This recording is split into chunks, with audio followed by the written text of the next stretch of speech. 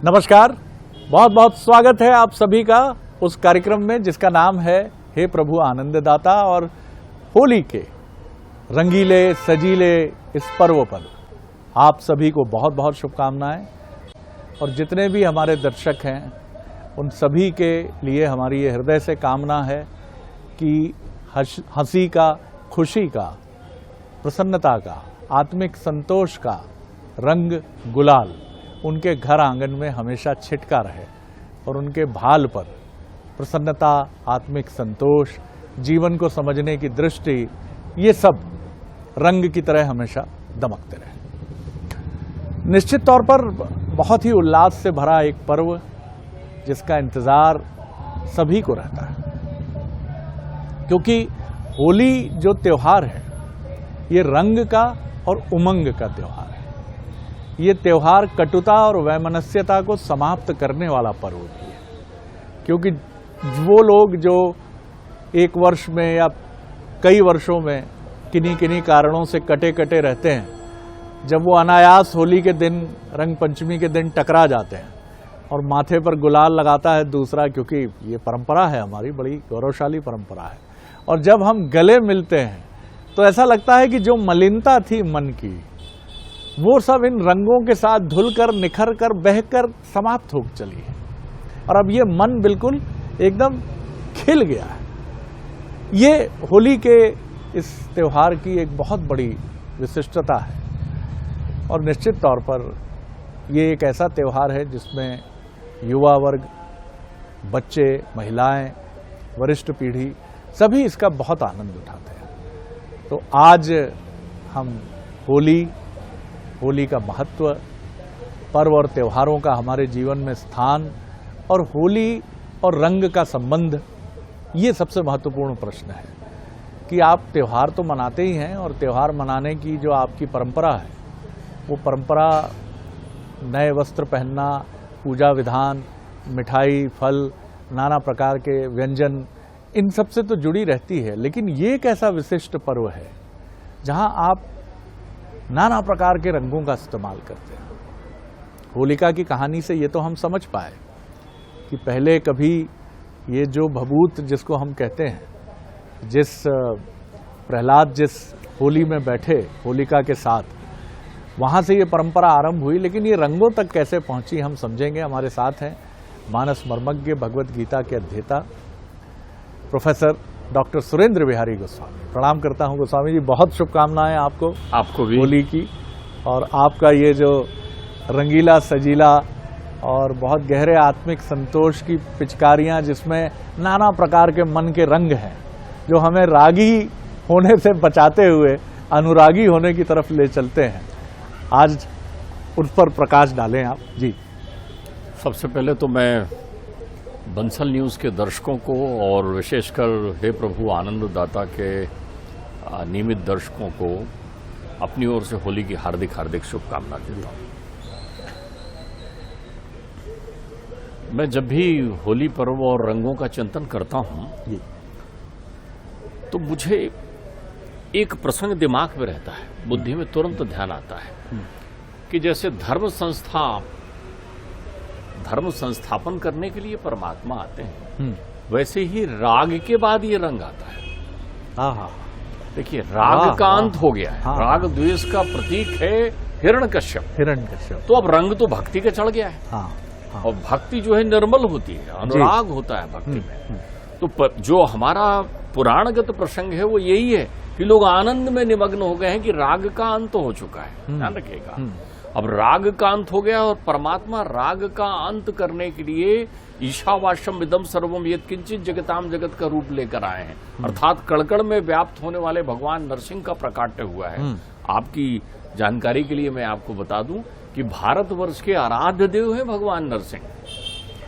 वो भारत के आराध्य देव होने का अर्थ ही होता है कि नरसिंह का अवतार अति विचित्र इसलिए है क्योंकि नरसिंह जो है खम्भ से प्रकट हुए। मतलब जहां जड़ में भी चेतन है वो भारत है। वाह वाह वाह। जहां जड़ में भी चेतन है वो भारत बहुत है, सुंदर। उसके आराध्य देव है। और जहां प्रहलाद निवास करते हैं वो भारत है। जहाँ हिरण्यकश्यप को तारा जाता है, राग का अंत किया जाता है, वो भारत भूधरा है। तो भारत भूधरा का ये पर्व त्रिलोक में मनाया जाता है, विश्व के हर कोने में कुतूहल बना रहता है। अभी आप देखिए ब्रजमंडल में कहाँ से लोग नहीं आए होंगे, उत्तर दक्षिण पूरब पश्चिम में अलग अलग स्वरूपों के होंगे। लोग डूब जाना चाहते हैं, लोग समाहित हो जाना चाहते हैं। अब रंगों की यदि हम बात करें तो यहाँ आज के दिन 2 प्रकार के रंग लगाए जाते हैं, और आपको भी दोनों ही रंगों का उपयोग करना चाहिए। एक तन में लगाया जाता है, एक अंतरंग में लगाया जाता है। वाह वाह, दोनों रंगों की बहुत विशेषता सुंदर आपको बात है, समझनी बहुत सुंदर बात। एक रंग तन में लगाया जाता है। जी जी जी। तो तन तो कैसा है, बहुरंग में विलुप्त हो जाता है। जितने आपके स्वरूप हैं उतने रंग हैं। बसंत आज अपने चरम पर होता है। बसंत से सुंदर कोई ऋतु नहीं है। तो जो बसंत पंचमी से प्रारंभ हुआ है, बसंत का स्वरूप वो सर्वाधिक और सर्वश्रेष्ठ स्थिति में आज विद्यमान होता है। प्रकृति सबसे ज्यादा सुंदर होती है। तो आपने कहा प्रकृति का श्रृंगार करो। हाँ, प्रकृति ने अपना वैसा श्रृंगार कर लिया है। तो प्रकृति से तो हम उत्पन्न हुए ना, शरीर ही तो महतत्व है। तो बोले शरीर का भी श्रृंगार करो।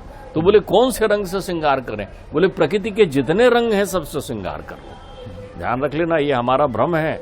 हम कोई भी पदार्थ, चाहे वो ठोस हो चाहे द्रव्य हो, उसका निर्माण खुद नहीं करते। पदार्थों का मिश्रण करके हम कर लेते हैं। लेकिन सारे रंग तो प्रकृति ने आपको बनाए। बहुत सारे प्रकृति के रंग आज तक आप रूपांतरित नहीं कर पाए। तो शरीर को नेम के रंगों में रख दीजिए। आपके अनंत स्वरूप है, अनंत व्यवहार है, अनंत स्वभाव है, अनंत शरीर की संरचनाएं हैं, सब प्रकृति का अनुपम श्रृंगार है। तो जैसे प्रकृति ने अपना श्रृंगार किया है, तो इस शरीर रूपी प्रकृति का भी अनुपम श्रृंगार हम कर देते हैं। तो कोई रंग ना रह जाए, सारे रंग। और ध्यान लिख लीजिए, रंग जो है शरीर में डाला जाता है। बिल्कुल ध्यान रखिएगा। जैसे ही आप डाल रहे हैं, वो रंग लगने के बाद बह जाता है। रुकता नहीं है शरीर में। रंग आपने शरीर में जितने भी रंग लगाए हैं, वो सब रंग निकल जाते हैं, चिपकते नहीं है। इसलिए इन रंगों को नेम का रंग कहते हैं। ये नाम के रंग हैं। जी जी, ये नाम के रंग हैं। तो 2 प्रकार के रंग हो गए। एक नाम का रंग जो शरीर में लगता है, विभिन्न स्वरूपों से उसका अभिवादन होता है। और कैसा लगता है, जो इस शरीर को द्वैत नहीं अद्वैत की शिक्षा दे देता है। आप रंगीले चेहरों में पहचान नहीं सकते कि ये कौन है, ये कौन है, ये कौन है। वाह वाह वाह वाह, सारे भेद मिटा देता है। और तो और पुराने समय में, अब तो मुझे वस्त्रों का मालूम नहीं कि लोग कौन कौन सा क्या वस्त्र पहनते होंगे। आप इस दिन के लिए रखते थे, अरे वो निकालना, सब पुराने कपड़े निकालना जिसको पहनेंगे। हमारे बचपन में ये होता था। हमारे शरीर का श्रृंगार वो जो है पुराने कपड़े हो जाते हैं। हमारे शरीर के श्रृंगार में फटे पुराने हो जाते हैं। तो आज जो है राजा और रंग एक रंग में रंग जाते हैं। राजा और रंग जब दोनों एक हो जाएं तो वो रंग कहलाता है। आप समझिए, भेद खत्म होगा, अद्वैत हो गए। आज राजा भी रंग है और रंग भी राजा है। ठीक ठीक ठीक। इन नयनन को यही विशेष, और ते मोहि देखे मैं तो ही देख, और देखत देखत ऐसो देख, तो मिट जाए दुविधा रह जाए एक। तो आज जो है ये नेम है, नेम का रंग है। ये गहरा नहीं होता। दूसरे दिन थोड़ा बहुत दिखेगा, तीसरे दिन हो जाएगा। तो नेम का रंग फीका होता है, फीका हो, ध्यान रखिएगा। लेकिन शरीर उससे श्रृंगार करता है। शरीर के श्रृंगार का अर्थ है प्रकृति का श्रृंगार, क्योंकि ये प्रकृति से ही उत्पन्न है और प्रकृति में ही समाहित हो जाना है। आप कहते हैं ना, पंच तत्व में विलीन कर दो तो प्रकृति में ही चला जाएगा। तो हम सभी का श्रृंगार करते हैं। ये नेम का रंग है, ये डाला जाता है। और ये डारो रंग आज, ये रंग डारा जाता है। डारे तो बह गया। एक प्रेम का रंग होता है, ये रंग अंतरंग होता है। तो एक बहिरंग हो गया जिसमें आपने नेम का रंग चढ़ा दिया, एक अंतरंग हो गया। अंतरंग में रंग भरा जाता है। जी जी, वो डारा जाता है, ये भरा जाता है। तो हमारे अंतरंग के रंग निश्चित है। आज रंगने का समय होता है। आज ध्यान रखिए, बहुत सारे अबोला आज बोलने लग जाते हैं। एक दूसरे के साथ जानी दुश्मनी रखने वाले, जो बिल्कुल एक दूसरे की शक्ल नहीं देखना चाहते, उनके भी आज मिलने का दिन है। आज सब प्रकार के भेद भुला देने का दिन है। आज तो आलिंगन करने का दिन है। आज तो समाहित हो जाने का दिन है। आज तो अभेद हो जाने का दिन है। इसलिए सावधान। मैं बल्कि अपने दर्शकों से निवेदन करूंगा कि बहुत दिन से जिनसे रूठ गए हैं, बहुत दिनों से जिनसे बातचीत नहीं है, आज सब भूल के बढ़ो ना आगे। तो बोले कौन बढ़े, ऐसा बैठे रहेंगे, ध्यान रखना, जो बड़ा होगा वो बढ़ जाएगा, जिसमें बड़प्पन होगा वो बढ़ जाएगा। बड़ा भाई बैठा हुआ है कि छोटा मुझको मना नहीं रहा है, छोटा बैठा हुआ है कि बड़ा नहीं, बड़े का आप बड़े को मुझे मनाना चाहिए। तो आज देखिए दोनों बराबर हो गए हैं, दोनों एक ही रंग में रंग गए हैं। तो आज अच्छा हो कि बड़ा छोटे की तरफ बढ़ जाए और कहे अरे छोटे रंग लगा दूं तुझे, ये छोटा पहुंच जाए, आपके रंग लगाए बिना तो मेरा जीवन अधूरा है। तो आज मिल जाने का दिन है। अब अंतरंगता की स्थिति कैसी है? अंतरंगता के 4 भाग हैं। पहले मन को रंगिए। तो अध्यात्म से पूछा किसी ने, मन में कौन सा रंग भरें? डार लिया है शरीर में, तो बोले मन में कौन सा रंग भरें? तो बोले पीत रंग भर ले। पीत रंग वैराग्य का होता है।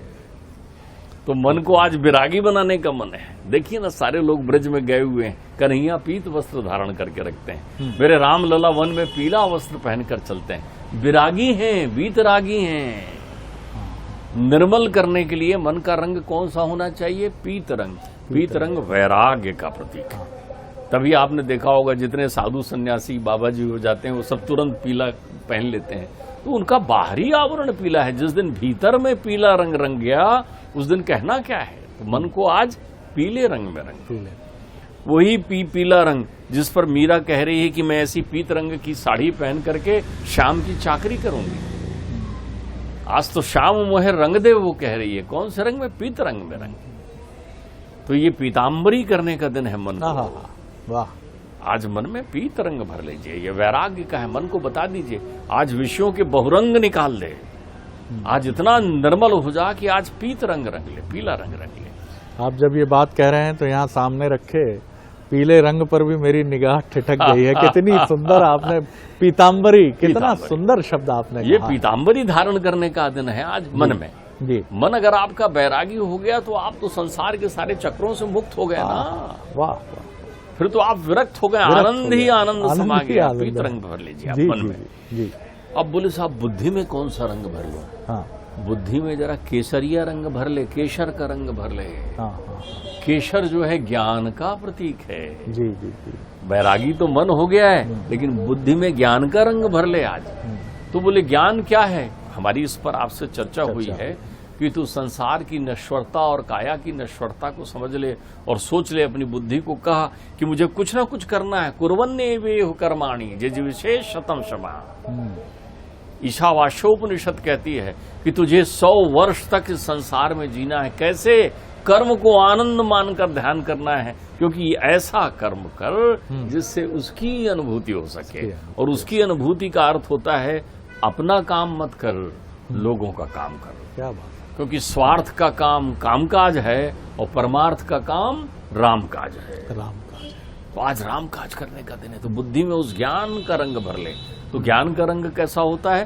केसर के रंग का होता है। तो केसरिया कर ले आज, बुद्धि को भर ले। बोले अच्छा बुद्धि भी रंग लिया, तो बोले अब अहंकार को कौन से रंग में रंगू? अहंकार को रंगना होगा ना। तो अहंकार को किस रंग में रंगू? क्योंकि यही अहंकार तो संसार में मैं बोलता है। अहंकार अपनी मयता को कौन सा रंग दे? तो बोले जरा आसमान को देख, अद्वैत का रंग चढ़ा, नीलांबर कर ले। नीला रंग न्याय का रंग है। जी जी जी। नीलांबर अनंत आकाश से अद्वैत का रंग है। इसलिए आप न्याय के देवता शनि की आराधना करते समय क्या कहते हैं? नीलांबर क्षमा भाषम। क्या बात। उनको नीलांबर कहते हैं, नीला रंग है उनका, क्योंकि वो न्याय के देवता है। तो आज अपने अहंकार को अद्वैत बना ले। आज मुट्ठी को खोल देना, आज मुक्ता आकाश में समाहित हो जाना। क्या आज घटा आकाश को खत्म कर देना। खिड़की से, झरोके से कब तक देखेगा बाहर? आज खिड़की से बाहर निकल कर आ जा, खुले आसमान में समाहित हो जा। तो जब तेरी आत्मा को ये इस बात का एहसास हो जाएगा कि तू अनंत है, आकाश है, विकराल विशाल है, तू अनादि है, अखंड है, तो फिर नीला हो जाएगा। वो गाना गाते हैं ना, नीला आसमां। अरे नीला आसमां क्या है साहब? वही है अनंत। वाह वाह। आज बूंद को समुद्र में समाहित होने का दिन है। समुद्र के जल का रंग भी नीला होता है। जहां सब कुछ समाहित हो जाता है वो नीला होता है। ध्यान रखिए। तो परमात्मा का जब हम वर्णन करते हैं परमात्मा के स्वरूप का, जिसको कहते हैं ना श्याम रंग रंग दे, ये श्याम का रंग वही है। परमात्मा का रंग श्याम क्यों है? क्योंकि परमात्मा तो श्याम है ना। पूछा था ना उद्धव से सखियों ने, जब वो कहने लगे कि अरे वो तो द्वैत हैं, परब्रह्म परमेश्वर हैं और आप उनको अपने में बांध कर रखे हैं। बोले हमने कहाँ बांधा है, उनका स्पर्श जिसने किया वो नीला हो गया, वो श्याम हो गया। जिस अहंकार ने उनका स्पर्श किया, जिसने उसको समझ लिया अरे मैं शरीर नहीं हूं, आत्मा हूं, दिव्यता हूं, वो उन्हीं के रंग में रंग गया। वो कहती तो है मोर श्याम होने लगे, श्याम रंग मोर पंख धारने से। वो कहते हैं मेरे श्याम ने मोर का पंख क्या धारण किया, मेरे मोर का रंग ही श्याम हो गया है। मोर श्याम होने लगे मोर पंख धारने से, और दृग की कनिकाएं भी श्याम हो गई तेरे दरस की आस सजाने से। आंखों ने सोचा कि कन्हैया कब मिलेंगे, परमात्मा के दर्शन कब होंगे, तो इनका तुरंत रंग श्याम हो गया, हृदय का रंग श्याम हो गया। अरे यमुना का जल भी श्याम हो गया उनके स्पर्श कर देने से। क्या बात है। आप देखिए बांसुरी उन्होंने बजाई क्या, तो बांस भी श्याम हो गए। वो कहती हैं गोपिकाएं, वो निशाकर जो ऊपर है, लोगों ने उनका नाम उनके साथ लगा दिया, कृष्ण की मुखाकृति चंद्र से जोड़ दी, कृष्ण चंद्र कह दिया, तो वो चंद्रमा में भी बीच में श्याम दिखने लगा। बोले आप ये तो देखो, भाव देखिए, अरे कमाल है, भाव देखिए अंतर मन की। तो आज जो है अपने अहंकार को अद्वैत कर लीजिए, नीले रंग में रंग लीजिए। बोले चित्त को कौन से रंग में रंगूं, ये चित्त जिसमें चित्र अंकित होते हैं, तो बोले इसको धवल कर ले।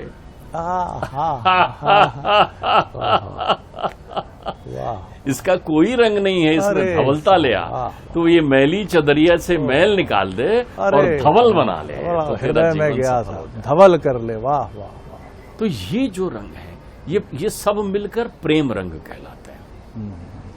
तो अपने अंतरंग को प्रेम से भर लीजिए, भर लीजिए। कौन से रंग से? प्रेम के रंगों से भर लीजिए अपने अंतरंग को, और बहिरंग को प्रकृति की छटा के प्रत्येक रंग से रंग लीजिए। तो ये रंगने का पर्व है।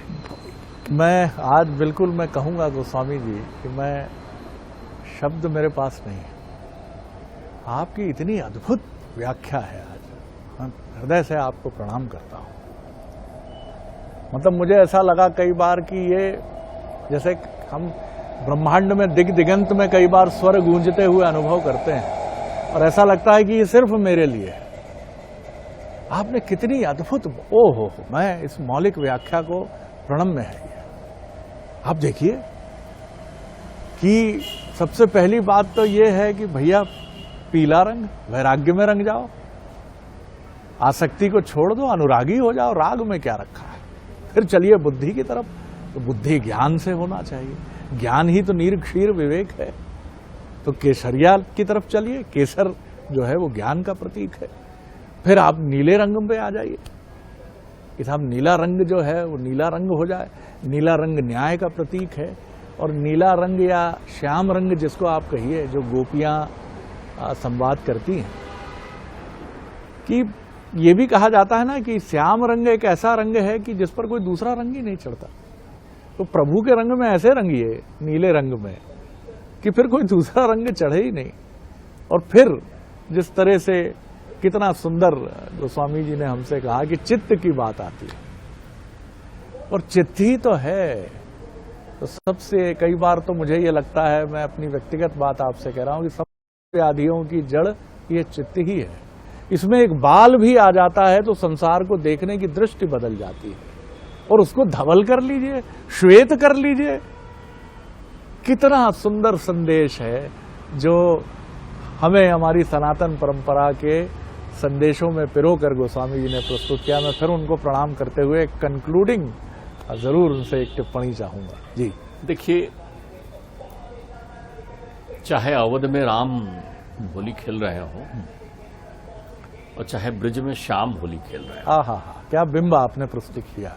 जी, चाहे राम होली खेल रहे हो चाहे श्याम होली खेल रहे हो, दोनों ही अनंत प्रेम की वर्षा कर रहे हैं। हमारे यहां रंग में भीग जाने का अर्थ है, भीग जाने का, भीग जाता है मनुष्य। बाबा ने यहाँ रंग शब्द का उपयोग तो नहीं किया, लेकिन बाबा ने भीग जाने के लिए बड़ी सुंदर चौपाई लिखी। वो कहते हैं सुमति भूमि थल, आज आप होली खेलो, कहाँ किस धरती पर खेलो? सुमति से। बहुत सारे लोग अपनी विकृतियों को लेकर आज प्रकट होते हैं। बहुत सारे लोगों के अंतर मन में ये भाव भर गए हैं, उनके संस्कार और उनकी परंपराओं से वो अपरिचित हैं, अपनी भारतीय सनातन संस्कृति की परंपराओं से, तो वो मानसिक विकृति लेकर घूमते हैं। उनके पास राम श्याम का रंग नहीं होता, वो काम का रंग लिए घूमते हैं। वाह, देखिए कलुषित विचारधारा अनंत यात्रा करवाती है 84 की। आप अपने अंतर जिस चित्त में जो है, प्रेम का अर्थ ही होता है जहाँ काम ना हो, जहाँ काम ना हो, राम होते हैं प्रेम में, ध्यान रखिएगा। तो वो जो है उनके सावधान करने की इतनी सुंदर बात कही है, सुमति भूमि थल और हृदय अगाध हो। अरे आज तो सागर में डुबकी लगाने का दिन है भाई, कैसा करिए आप? पहले तो किस धरती पर खड़े होइए? सुमति होश हवास में रहिए, मति को अधीर मत करिए, क्योंकि आज परमात्मा प्रवेश करेंगे तुम्हारे अंदर, वो अपनी छाप छोड़ जाएंगे तुम्हारे चित्त में। आज तुम एक दूसरे का हृदय जीतने के लिए बैठे हुए हो, एक दूसरे के हृदय से हृदय मिलाने बैठे हुए हो। आज बड़ों का आदर करना है आपको, सुमति प्रणाम करना है, आशीर्वाद भी लेना है, क्योंकि आज ही यश कीर्ति आयु बुद्धि सब कुछ प्राप्त होगी आपको। आप अपनी परंपराओं से मत डिगिए, सम्मान और सारी प्रक्रिया रखिए। तो सुमति भूमि थल और हृदय अगाध हो।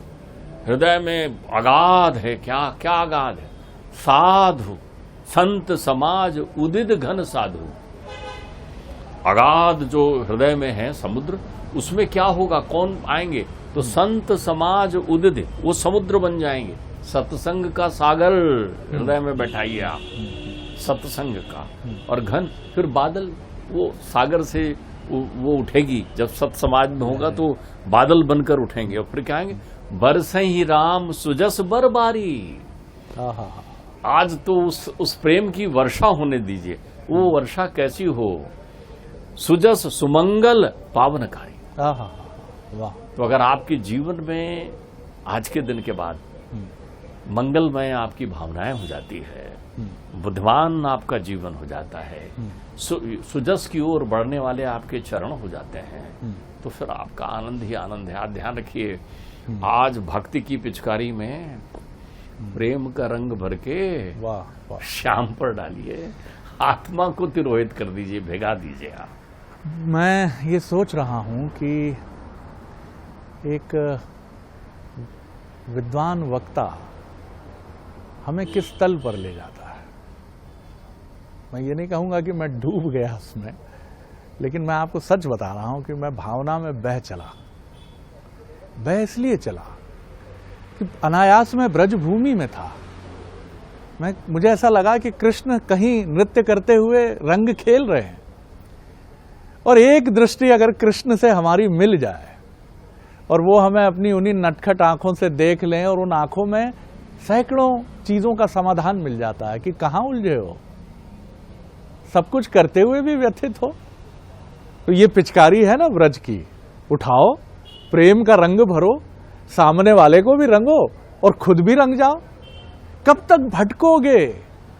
दुनिया के तमाम सुख समृद्धि के रंग तुम्हारे पास कथित रूप से हैं। सबसे भव्य कॉलोनी में सबसे बड़ा घर, सबसे सुंदर गाड़ी, सबसे सुंदर परिवार, लेकिन अगर है नहीं तो मन की शांति ये मृग मरीचिका की तरह तुम्हें छल रही है। मैं वहां पहुंचा और पहुंच के फिर लौट आया उसी दुनिया में जहां तृप्ति है, जहां चिंताएं हैं, लेकिन ये बहुत अद्भुत है। और मैं समझता हूं कि मैंने शायद अपने अब तक के इस जीवन में रंगों की इस तरह की व्याख्या बहुत ही आह्लादित करने वाली है, जो होली का मूल तत्व है। मैं बहुत हृदय से आपको प्रणाम करता हूं गोस्वामी जी, आपका हर बार का व्याख्यान मुझे डुबा देता है, लेकिन आज मैं आपको सच बता रहा हूं, आप मुझे ब्रज ले गए थोड़ी देर के लिए, कुछ सेकंड्स के लिए।